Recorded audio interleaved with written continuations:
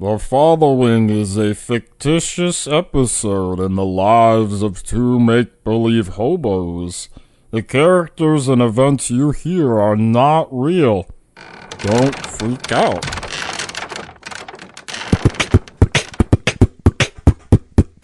Hey, it's Don and Greg. We're back again with our new episode. We're from another land called Chicago. We want to tell you about all of the cool things that we find in the dumpsters, 'cause we're homeless.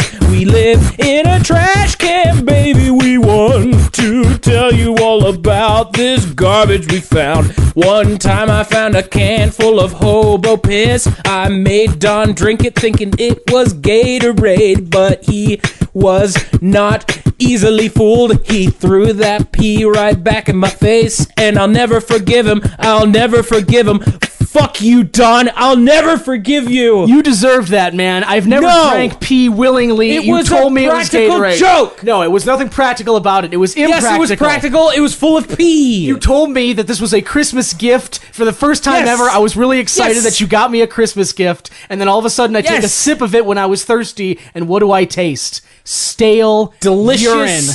Gatorade Zero. What do I look like? AKA pee. What do I look like? A pee drinker. James Franco in 127 Hours. Do I look like Aaron Ralston? No. I have no desire to drink my own pee. Do you look like Bear Grylls? I think you do. You think so? Yeah, a pee drinker.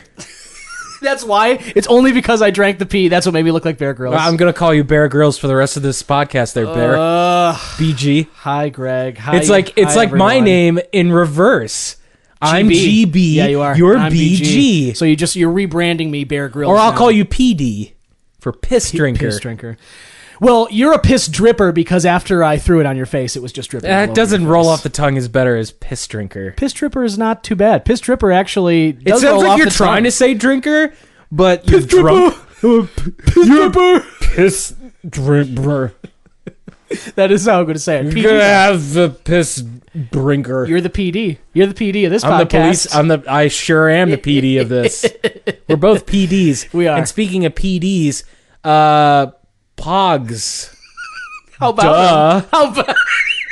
Weren't they the greatest ever? Duh. Yeah, because Pogs. they're big cardboard circles that easily got wet, and the best part was playing with them as children. And you know what children are always covered in? Water. And pee. And their own pee, usually. It's usually their own pee, water, soda, or Capri Sun. Mm-hmm. Any kind of those fluids, which are not good for Pogs. And that's probably why they didn't last as long as people would have liked. They were all stupid. Why was there one with like a screaming baseball? No one wants to see that. And how about the thicker ones? Remember, they were like half an inch thick, and they were supposed to do something. It was a slammer. Yeah, slammer, exactly. Yeah, I don't know. I thought Pogs was supposed to be like, oh, it's safer Jax because you're not going to poke your eye out with these stupid shapes. Which, by the way, Jax is also a stupid game. It's horrible, and it is dangerous. Like you said, I mean, they're kids with their choking hazards, and you can actually hurt people with them. How did Jax even get started? These jagged metal toys. Oh, I got an idea. I got to throw a ball really hard at these metal things and see where they go. Uh-oh, it went in Charlie's eye. Oh, back to the hospital, kids. Yeah, no, it's... That's what the hospital clown said to me the first time I had a Jax go through my nostrils. Back to the hospital? Yeah. Back to the hospital, kid. At least he cared enough to take you back to the hospital. And he kept laughing in my face. You're bleeding everywhere. In the back of the ambulance. Fucking, why do they... I hope you die, and then I'm going to take over your body. I'm going to become the new you. Why do they let clowns in the back of ambulances? I just don't get it. They think it's good. They say it's going to help the kids. You know kids, why? Because get they easier, can fit. But... I don't know how, but clowns can just surprisingly fit in anything. Yeah, in like those drawers. They're like have in ferrets. The back of ambulances. They're like human-sized ferrets.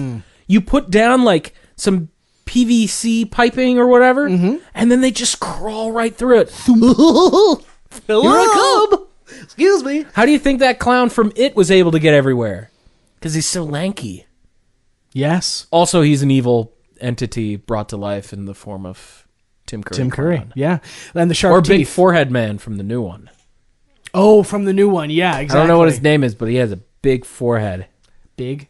Like you can show a projection screen movie on that thing? Like he looks like Brain from Pinky and the Brain. Ooh, that's a big fucking forehead. Thick cranium. That's a drive-through movie right there. Now, speaking of thick craniums, how's our audience doing? Hey, thanks for coming back again. I am Don, the pee drinker. I am Greg, the piss stripper. And we are the Boxcar Buddies. We get together once a week if we can, sometimes more, because we're both homeless in Chicago, and God knows we need to help each other. And it's gotten cold out there. As of when we're recording this now, it's slightly warmer, but there was some snow yesterday. It's December. It's holidays are always nice, but Chicago weather in the winter can be brutal. Well, it can't really make up its mind whether or not it wants to be super cold or mildly cold. Right on the front or rainy, end. Yeah. or snowy, or sleety, combination of all the above. But there's still salt on all the streets, even though it hasn't snowed that bad yet. It's perfect for me. I got perfect seasoning for whatever food I find. Yeah, that's true. You are okay with using the street salt on food. I think it gives a nice neon green color. I mean, what's the difference between ice salt and relish? What's the difference? Besides, one being grounded up pickles and the other one being fucking ice. One ice, is sold salt. at like Chicago hot dog places, One is like the accepted hot dog topping of the city, and the other is relish. Exactly. Yes. Chicago style hot dog. Everybody knows it's street salt and blood. It's not celery salt, it's street salt. Yep. Come on, guys. How do you think that's how it gets its crunchy texture? Look at Pinterest. You see a Chicago style hot dog, you're going to see some street salt on the hot dogs. It's just the way that it goes. But yeah, so that's what Greg and I do. We like to meet up, and as we just mentioned, since we don't have a place to go, what we'll do is we'll look for abandoned boxcars or ones that are not currently in use, like this one that we found here today. It is lovely. It's got some sort of snuffleupagus tufts of hair on the walls, and then the floor is just bare hard wood. It looks like someone laid wooden boards over the metal of the bottom of the boxcar. I'm guessing this is maybe oak, like an oaky, looks dark. Oh, it chipped. That one chipped. Okay, that can't be oak. It has to be a cheaper wood. Pine. Maybe it's pine. I'm guessing softer wood. like IKEA wood. Yeah. It's not even IKEA wood. for sure. It's basically hardened styrofoam. Cork. Yeah, it's not wood. It's a cork floor. Thanks a lot, IKEA. But we don't want your Schwarzenbergen floors. Right. We'll take your meatballs and we'll keep your furniture. Thank you. Can I get a Schwarzenberger too? Please, for free. Or a Fünt? Just 2 funts. I need them. I need 7 funts. My house is severely lacking in funts. And it's Christmas. What am I going to give my family? Yeah. Pajamas? No, it's going to be funts this year. Yeah. But yeah, so that's what Greg and I do, and then we like to talk about the content that we escaped into, and that could take the form of movies, video games, books, TV shows, anything streaming online. Windowsills. People's personal business. Yeah, people we watching. watch that a lot. Love listening to Don watches that a lot. All the time. As a matter of fact, usually after the podcasts, unless we're rushing off to maybe heal ourselves at the free clinic or get some food or escape anybody, what I'll often do is just kind of sit outside the boxcar in one of those lawn chairs and just kind of watch as people go by. It's one of my favorite things. People are, it's nature's drama. It's really, it's intriguing. I call it window shopping. For drama. Yeah. Yeah. Watching the people, man. I don't understand why there isn't more like, today on the street, I saw a man pick his nose.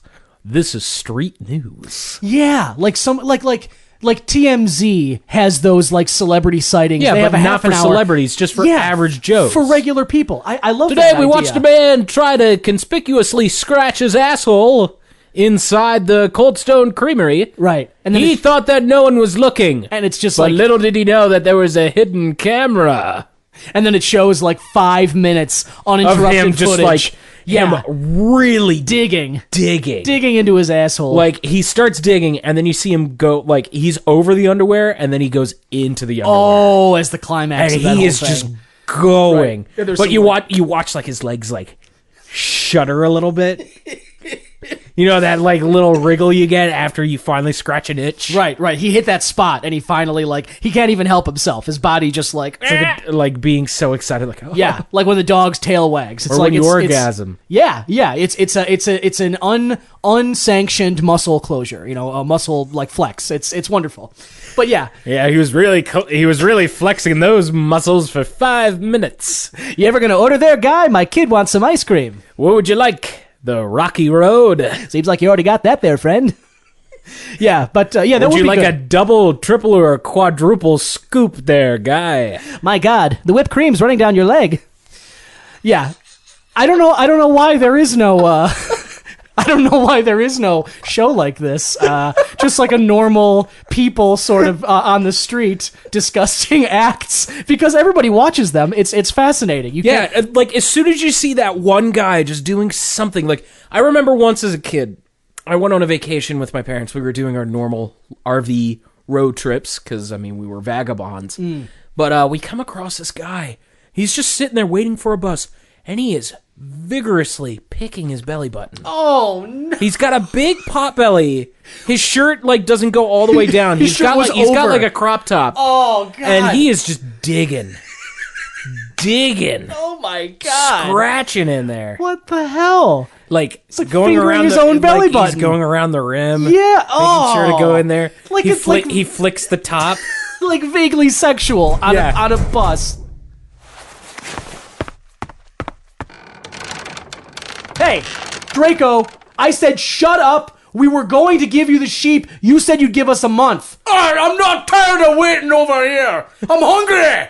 Jesus Christ! You guys talk. All you do is talk. I need some sheep in my belly.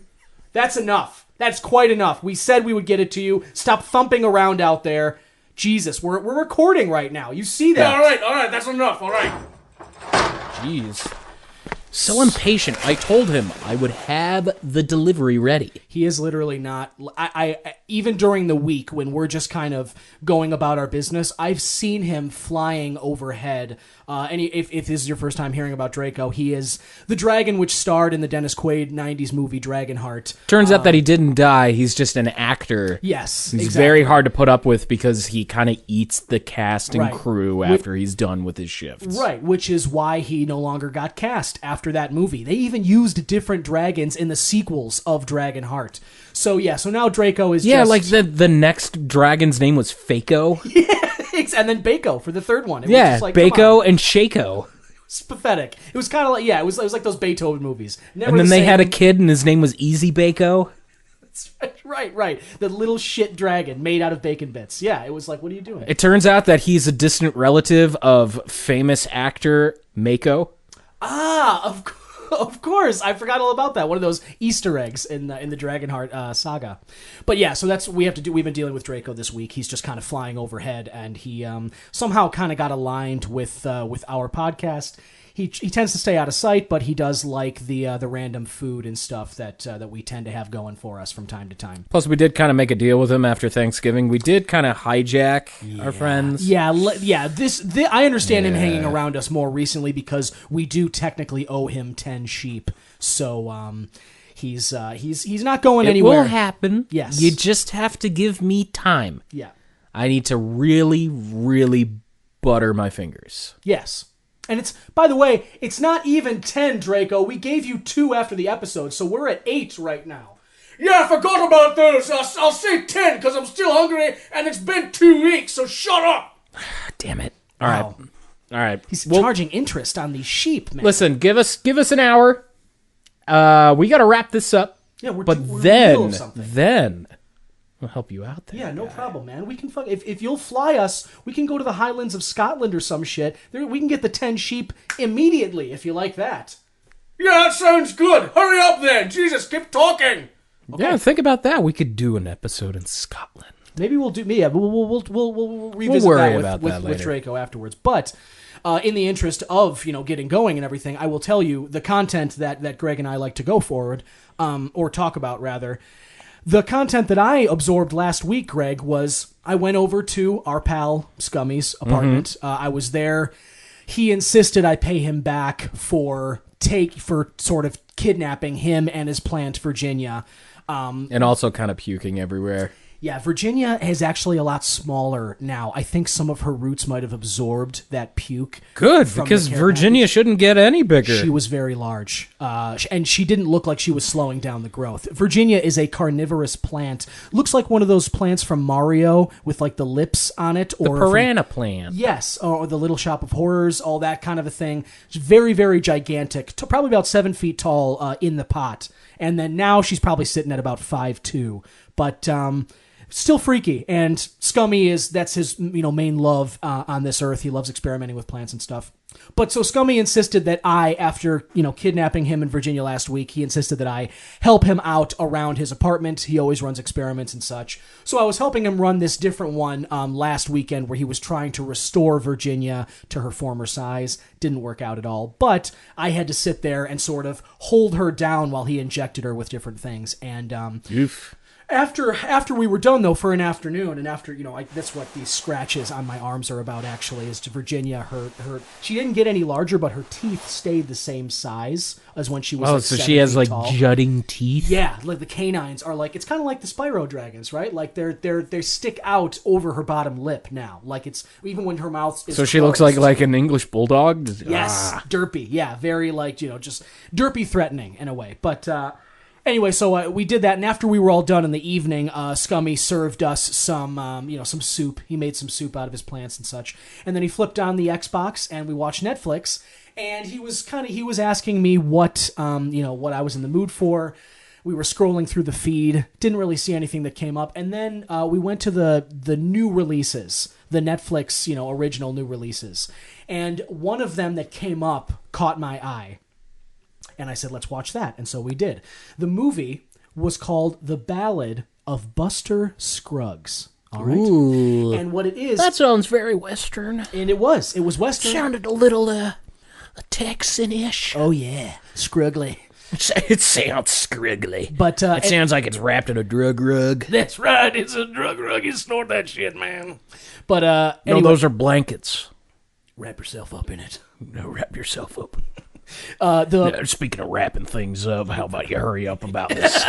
Scruggs. Scrug it up. So it is a Western. It was brought to, it's a Netflix original, and it was written and directed by the Coen Brothers, Joel and Ethan Coen. That explains the name. Yes, people might be familiar with their work: Raising Arizona, No Country for Old Men, Burn After Reading, A Serious Man, True Grit. And, Big Lebowski. Big Lebowski, thank you. Yeah, it's any one of these, famously movies without a resolution, seemingly. That's kind of their bit, and that continues with comedies where things just happen. Things just happen. You come into things in the middle of a story, the plot moves almost circularly, and then you exit, and there's no concrete resolution of the characters. There's oftentimes... Just like real life. Just like real life, yeah. And that's... So, obviously, some people are not into the Coen Brothers because their stuff can be weird that way. It doesn't follow a traditional movie arc. I understand that. And The Ballad of Buster Scruggs continues that trend and even takes it a little farther. So... The Ballad of Buster Scruggs is basically like a movie, but it's broken up into like 6 chapters. And not just 6 scenes. I mean... The movie itself is like 6 different novellas. It's like the thing starts and it zooms in on a picture book, like a little storybook, and a hand reaches over and opens the book's cover and turns a page, and you see a picture. And that picture is of like this hand-drawn cowboy, and that cowboy is Buster Scruggs. And then it transitions to real live action out in the West, and then there's some cowboy who comes out of the distance on a horse strumming a guitar and singing. This is Buster Scruggs. It's played by Tim Blake Nelson, and basically this ballad, his story, lasts about 15, maybe 20 minutes. Ooh. And that is the beginning, middle, and end of what happens with Buster Scruggs himself. And then his story ends up, the camera pans out, we go back to the book, the hand turns the page again, it's a different picture, zoom in, live action shot of somebody else, not related to Buster Scruggs at all, just another Western themed story. And you get 6 of those. And so it was very interesting because you're kind of watching this one continuous movie, yet it was like 6 mini movies in one.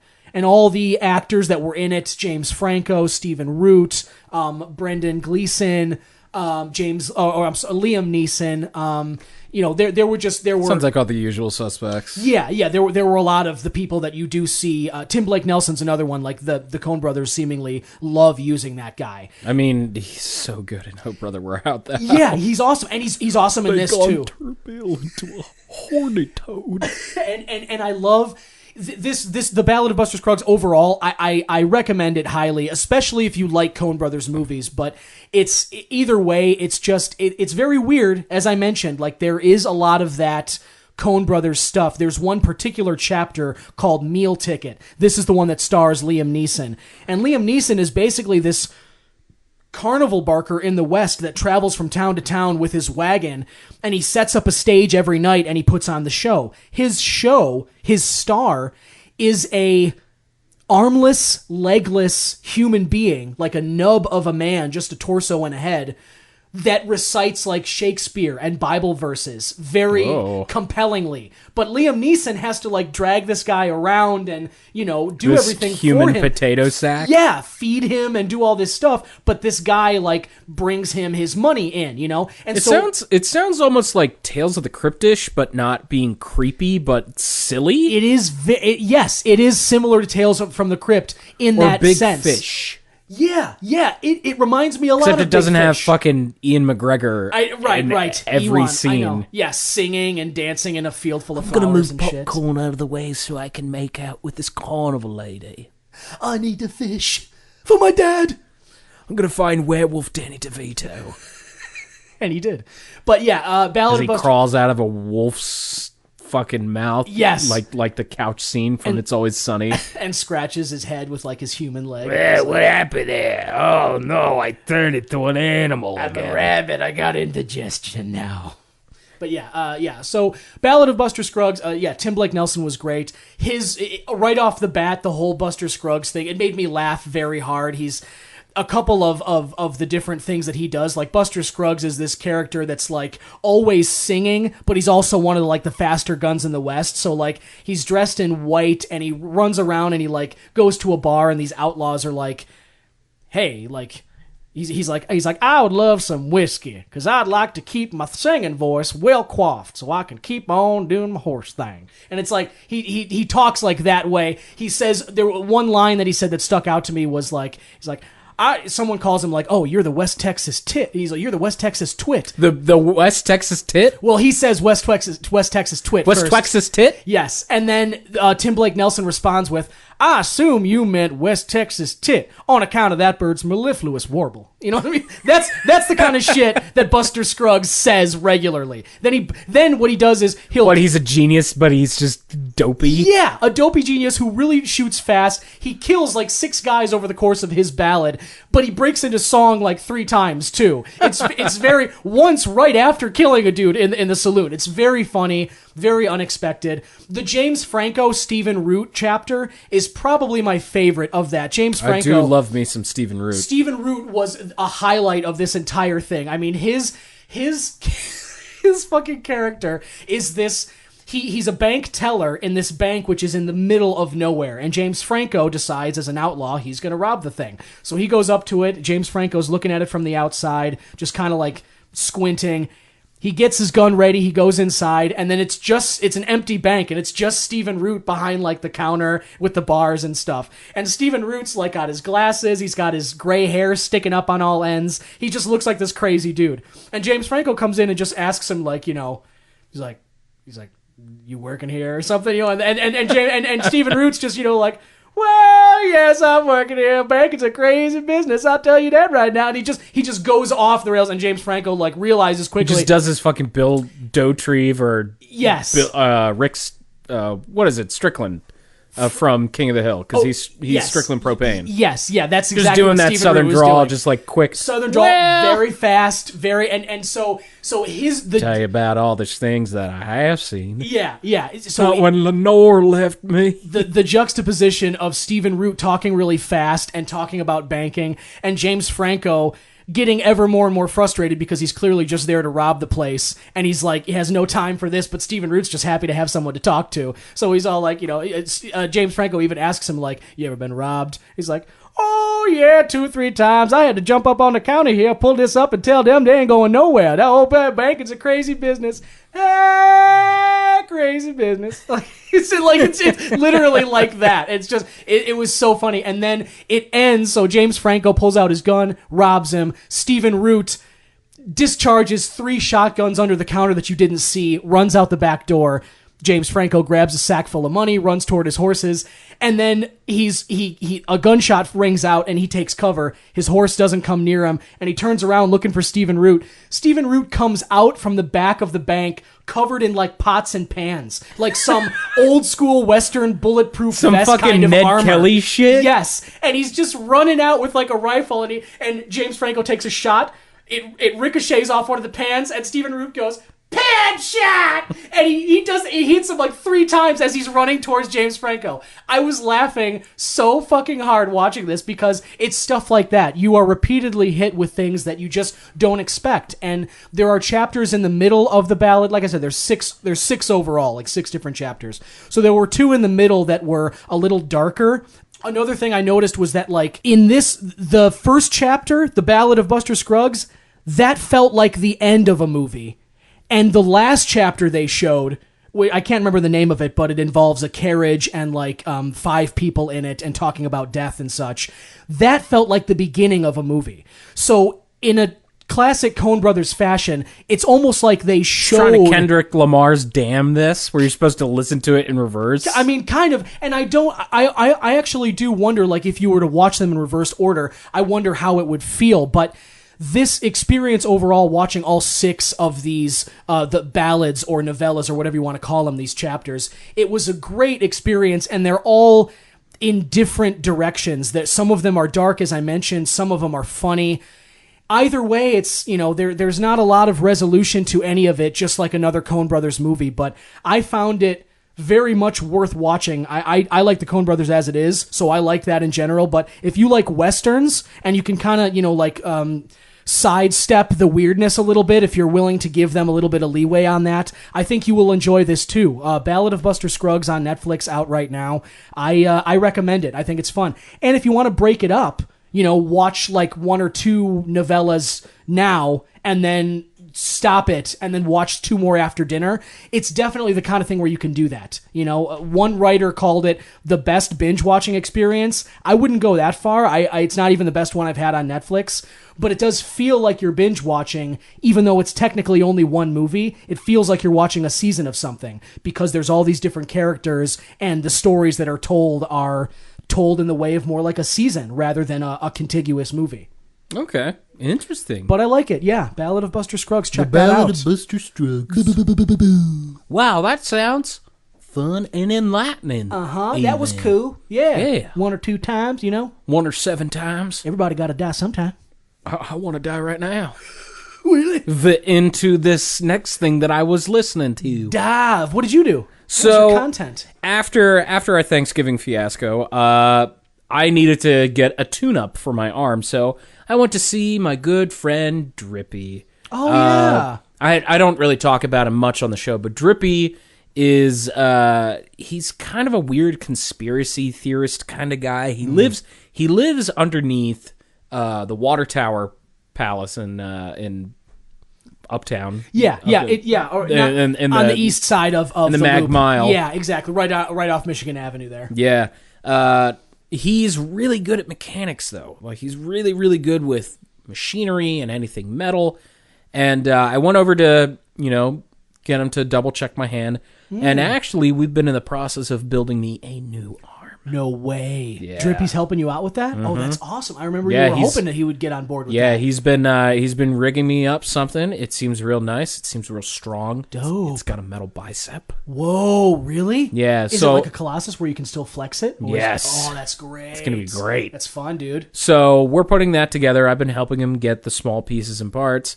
While I've been over, though, he's been leaving YouTube on, which I thought was very weird. I'm like, you don't strike me as the kind of guy who watches, YouTube shit. Yeah, I mean, you never know, though, what people do alone. He spends a lot of time alone down there. Yeah, he did say something along the lines of, like, Oh, I like to, just have it in the background while I do all my other work. Sure. I got a lot of things I gotta look over. Sure, yeah. I mean, you don't know who's watching you, and I'd like to watch someone else before they watch me. I know, Drippy, I know. It's weird. I know for a fact that they're probably watching me right now. I know, you always say that. You always say that, I know. You say you can see them moving behind you, which is never true. But And that's why I have eyes on the back of my head. I built them. I know. I like that you left them as googly eyes too, like Muppet eyes. That's Yeah, I don't know why he did that. He said, like, To cause fear in anyone who ever watches me. No, it's entertainment, is what it yeah, is. it looks goofy. Like, it looks like a cartoon. It's It's those big, googly, goofy, like, Yeah. spring-loaded eyes. It's completely a Muppet like eyes. It's completely Muppet eyes. Yeah. But he left YouTube on one day while he was watching my arm, and I was like, what the hell are you watching? This was a couple weeks, like, before Thanksgiving. This was, like, November 9th or something like that. And it turns out that there was an event going on called Games Done Quick, or Awesome Games Done Quick. Okay. Awesome games done quick. So they are this charity event. They happen 2 times a year. They do one in the summer and one in the fall. So the summer one is Summer Games Done Quick. The one in the winter is usually Awesome Games Done Quick. Gotcha. I caught a little bit of the summer games. I've always been interested in speedrunning, but watching these, I didn't really want to bring it up when we were talking about it Thanksgiving, because I didn't know what was happening. Sure. But I started watching archive videos while I've been over at his place. And it's just fascinating to watch this kind of stuff. So, for anyone who might not know, speed running through video games is... Speed running through video games is trying to beat a game as fast as possible, either with or without glitches. Basically, people trying to find ways to break games in order to complete them much faster. Right, like you may recall one of the more famous examples is that in Super Mario 1 or 3, if I recall correctly, there's a way that you can beat that game in like less than 5 minutes because you have to jump behind one of the end stages instead of hitting the star. You go behind the black part of the screen, run past it. It takes you to like warp like tubes that take you to different worlds like later into the game. Yes. So you can skip ahead that way. Yeah. And that is a type of example of things that people would do to get through a game faster, as fast as possible. Yeah, people just finding ways to break the game. And we watched a couple RPG ones. We watched one of Spyro the Dragon from the summer, which I thought was fascinating how fast this guy does it. Like the muscle memory you need for these games. Yeah. I'm like, how can anyone do this? I know. I'm like, I understand why they're doing it. It's for a fucking good cause. Yeah. Like, Doctors Without Borders, like one of the events I watched, they raised like $2 million. Wow.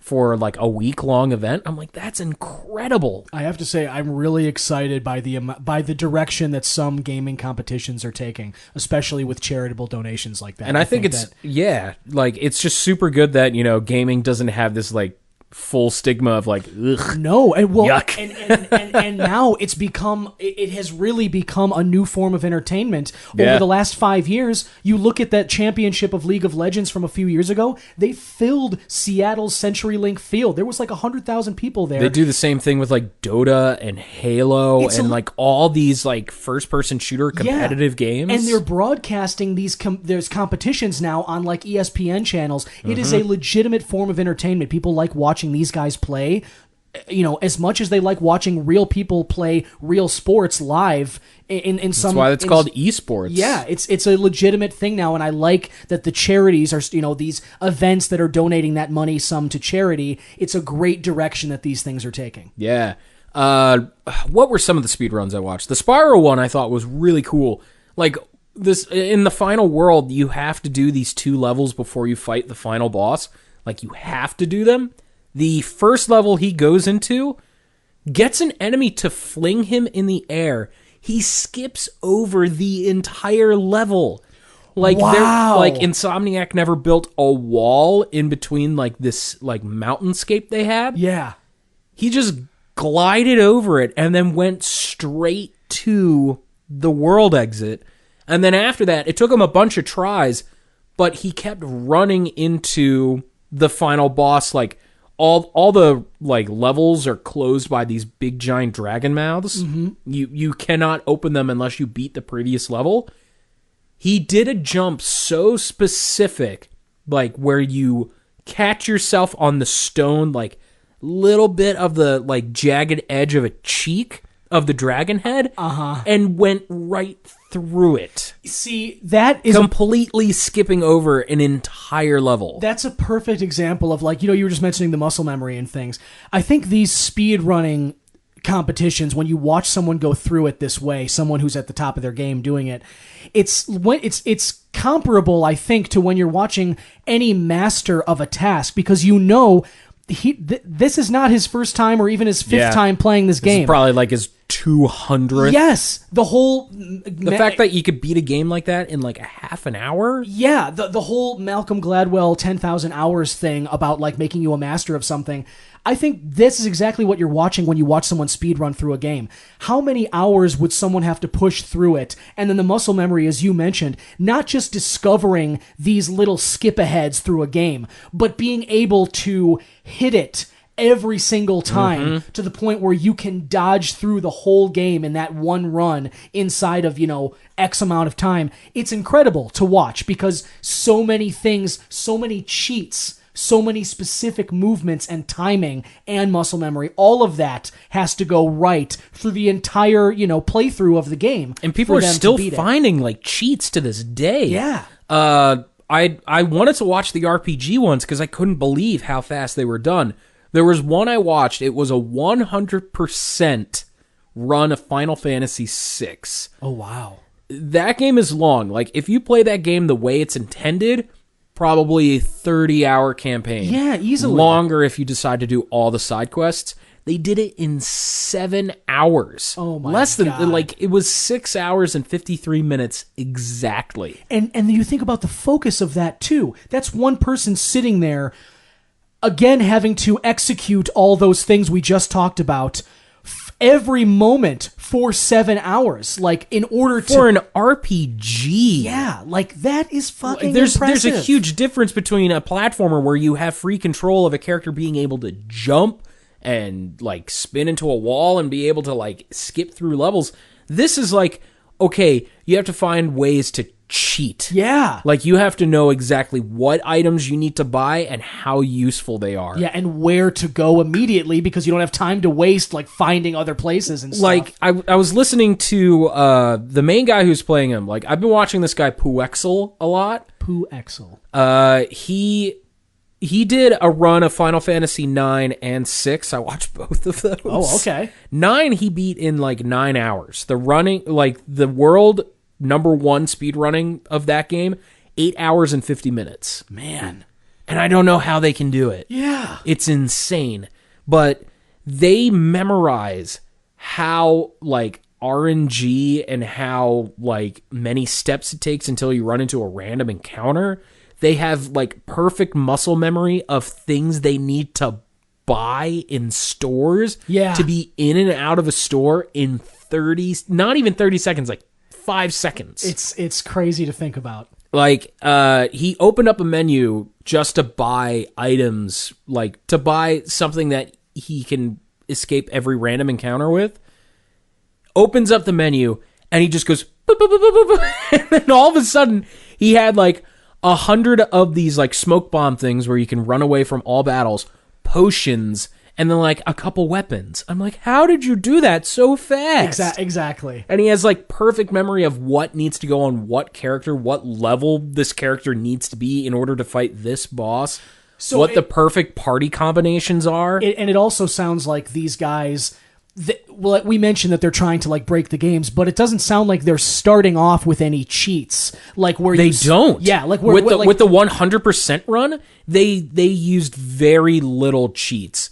They just found ways to break the game without causing it to glitch. Yeah, that again is always an impressive feat in itself. If you can find a way to break a game without any glitch casualties because of it. Yeah, without causing your screen and the pixels to like rip apart. Yeah, or because they also did another run of Final Fantasy VI and beat it in 3 hours. Oh my God. With glitches. Right. But it's like, at some point you might be falling through the ground of the game and just... At one point, one of the main characters was replaced with a Moogle.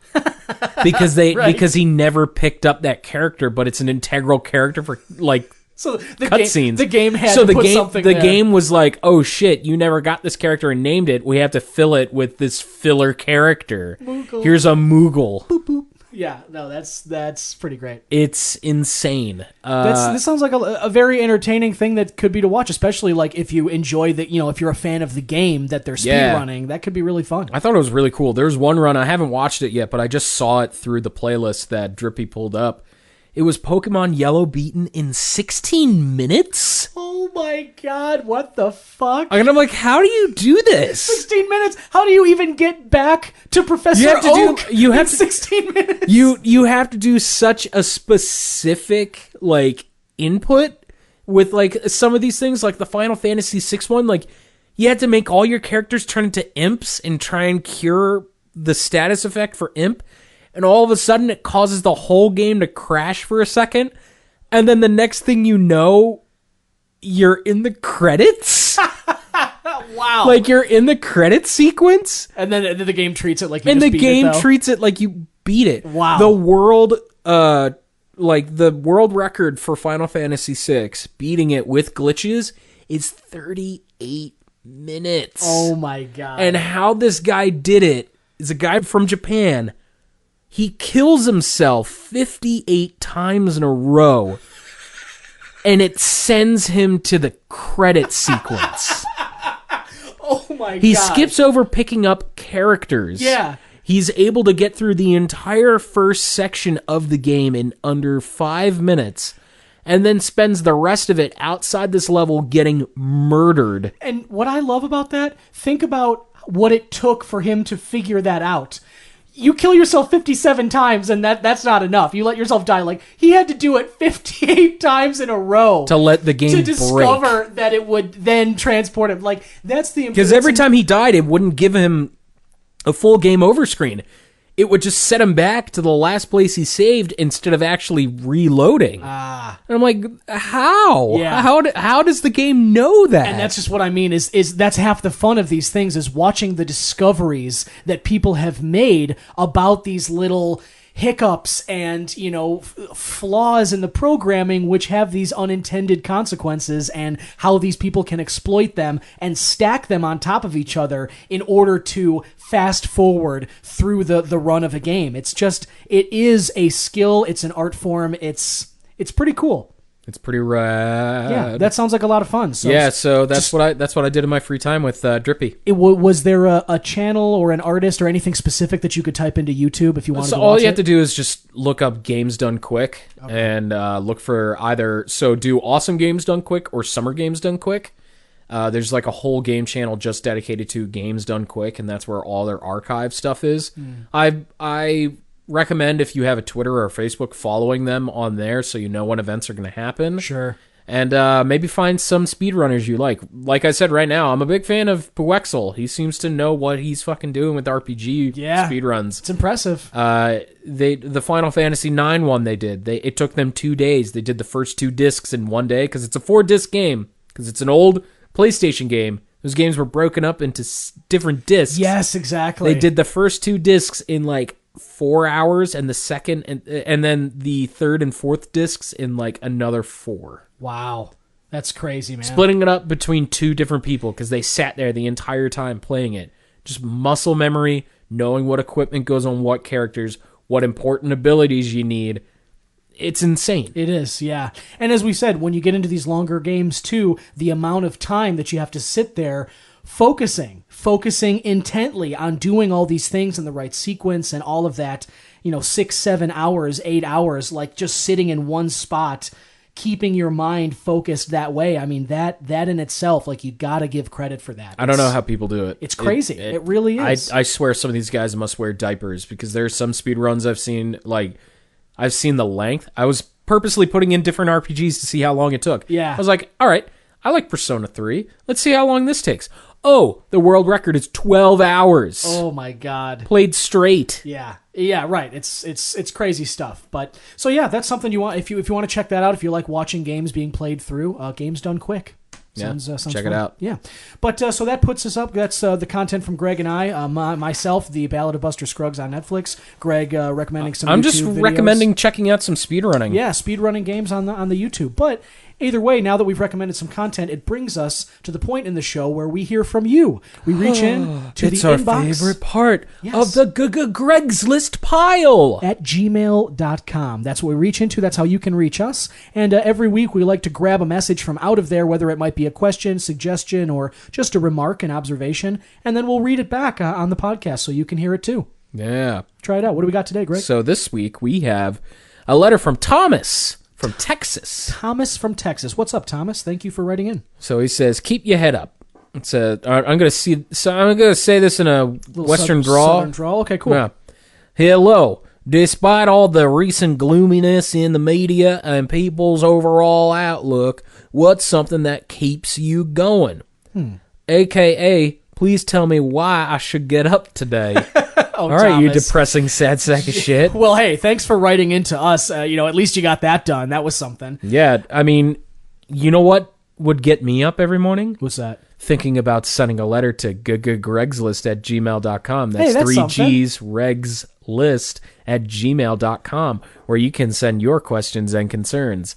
But Well, that clearly got Thomas to do something. So Yeah. that is good. Yeah. I'm amazed of doing that. But for real, like, something that gets you up, something that motivates you. Thomas, that's actually a really great and poignant question, especially right now, as in many parts of the country. I don't know how it is down in Texas, but I mean, here in the Midwest and on the East Coast and in the North, it's the start of December. We're staring down the barrel of about 3 months of gray skies, very little sunlight, cold temperatures. It's a depressing time, depending on where you live, these 3 months out of the year. And so your question as to why to get out of the bed in the morning and what sort of things keep you going, that's a really tough one. It's good to think about. And for myself, well, I mean, I'm always very hungry as soon as I wake up in the morning. Yeah. So I got to be honest, simply the motivation to put something in my tum-tum is usually something that gets me like just hopping out of bed. It's not really the happiest thing, but I mean, it is like a physical compulsion,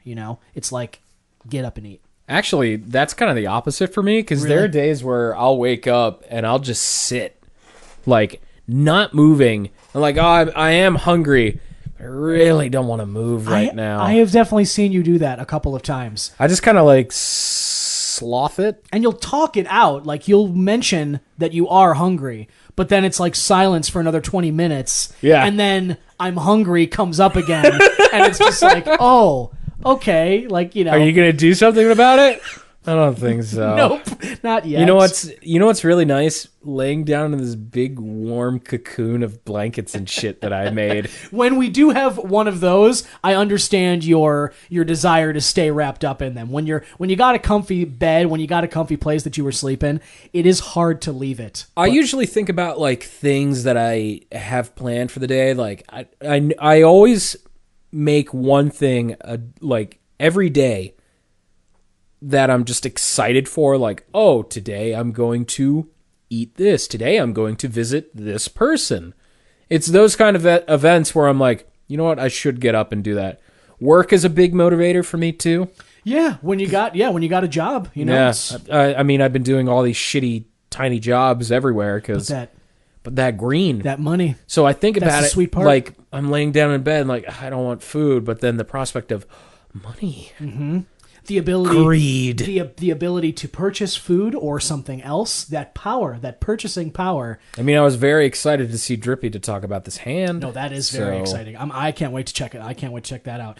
Thomas, another thing, and I know this is probably going to seem like redundant or on the nose, but Greg and I talk about it every week. Good content, stories. Yeah. I have to tell you. I mean, if there's a movie that's coming out, or even something that's going to be added to Netflix, or a book that I'm reading, or a video game that I'm playing. I mean, even an old favorite. A few weeks ago, I was revisiting, for an example, Skyrim. It's a game that I personally love, and I started a new character over at Scummies again, and I was able to just pull myself back into that game, and I found myself waking up for a few days after that, excited to delve back into my new character of Skyrim. So whether it's a movie or a book that you're reading or a TV show, or I mean whatever, even music, like whatever story that you're into, that for me is it can help. Seeing how these journeys progress and then wrap up, resolve themselves, seeing what the characters go through, just being a part of that. Yeah. That's something that gets me out of bed for sure. I know what got me out of bed today. What's that? Recording this episode. Yeah, buddy. Yeah, myself as well. This was Yeah. fun. I was looking forward to it. I'm looking forward to my sheep. Can you guys hurry it up over there? I'm done with this. I'm done waiting. If we're going to Scotland, let's fucking go. All right. Let's wrap this up. Okay. Let's grab some sheep. Yeah, stop thumping your tail. Thank you. You're shaking the boxcar. All right, we're coming. All right. Thank you. Draco's very, very nervous. Thomas, thank you. Well, we appreciate you sending it in. Again, anyone, you can always submit to us, googagregslist@gmail.com, 3 G's on the front end of that. And then I'm recommending Ballad of Buster Scruggs on Netflix, a nice little 2-hour foray into the Coen Brothers madness. And Greg? I say think of your favorite game. Think of a game that you just fucking love. Look for a speedrun of it. And just find little tips of like how you can conquer something that fast. Mm-hmm. And see if you can find runs that aren't 100% glitches. Just finding ways to like exploit the game without breaking it completely. Yeah. I think that's like contradictory of a statement for me to say. Well, but it seems that the speedrunners have found that sweet spot in between. There's one for like this game called Shantae and the Pirate's Curse I like. You do a supercharge in it, but you have to run a certain length of time before the charge can actually start. These speedrunners found a way where you just constantly run back and forth, left and right, and make it seem like you're moving forward a certain amount, and then you charge. Oh. It's so those they're constantly getting a charge up on their movements. So they're able to get constant charges in like seconds without having to waste time like speeding up. Right, but that's like a little physical manipulation of the controller in order to speed up your movement. It's these little discoveries that make skipping through these games like very intriguing. It sounds very cool. I'm definitely going to check some of that out, and you should too. Yeah. But in the meantime, Greg and I are going to head off to Scotland with Draco right now. This will be my first dragon ride. How about you, Greg? I think this is my second. Oh, really? Yeah, Draco did pick me up the last time. Do you want the back, or do you want to be held onto by Draco? I say back. I would love the back. I would rather be held because his back gets a little slippery. Oh, really? Mm-hmm. Okay. Hey, Draco, I'm jumping on your back. Greg, you're gonna hold on to him, okay? Yeah, that's right. Let's fucking go. I've got a seatbelt over here. Strap in, Greg. Let's get it going. Oh boy, let's get my little buckle All ready. right, I'm stopping up on the back here. All right, thanks so much. You guys rule. We'll see you next week. We'll see you. Bye. Oh crap! I forgot to take the equipment. Oh god damn it!